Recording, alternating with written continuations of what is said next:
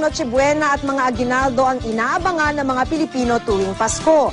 Nariyan din ang iba't ibang mga kulang kalahok sa Metro Manila Film Festival na sa ngayon ay kumikilala na rin sa mga pelikulang gawa ng mga estudyante. Si Julio Segovia, on assignment. Bakit ba? Bakit? Artista ka ba? O experiment ka ba? Mga kakaibang istorya at kahanga-hangang cinematography.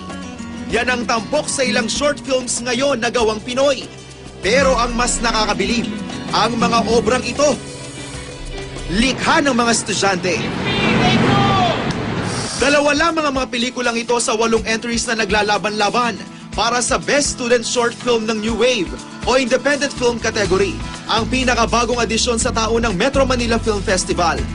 Minarapat daw ng pamunuan ng Film Festival na parangalan ng mga independent features at student short films para kilalanin ang galing ng bagong henerasyon ng filmmakers. Lately, ang independent at saka ang mainstream nagko-crossover na eh. Hindi mo na malaman ko ano yung difference. Nagkakaiba na lang kung saan nanggagaling yung pera. Sa kalidad daw ng mga entry ngayong taon, ayon kay Direk Maylie, walang dudang malayo na raw talagang narating ng Metro Manila Film Festival.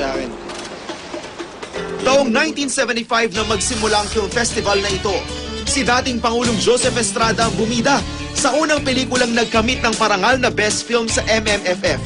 Ang Diligin Mo ng Hamog ang Uhaw na Lupa. Sa film fest na ito rin unang napanood ang mga hindi malilimutang pelikulang Pilipino tulad ng Bulaklak ng City Jail, Burlesque Queen at Himala, na kinilala pa ng CNN bilang Best Asia Pacific Film of All Time noong 2008.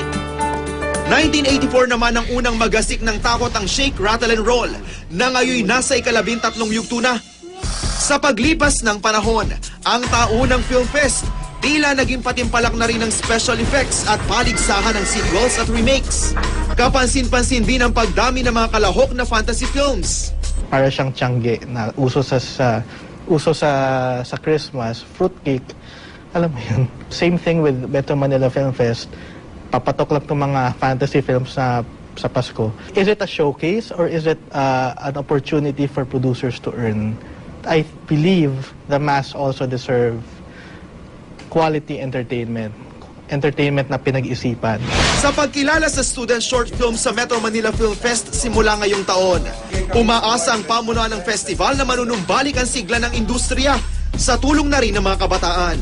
Ang nakikita ko itong Student Film Festival, madidevelop pa ito. Nagiging inter-school competition ito. Mahaba ang school calendar natin at marami tayong mga Com-Arts Department. Palagay ko next year baka parang UAAP style na to yung competition.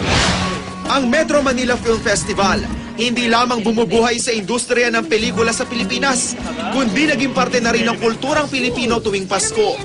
Sa pagpasok ng bagong henerasyon ng filmmakers, natitiyak na hindi mamamatay ang tradisyong ito. Julio Segovia, GMA News.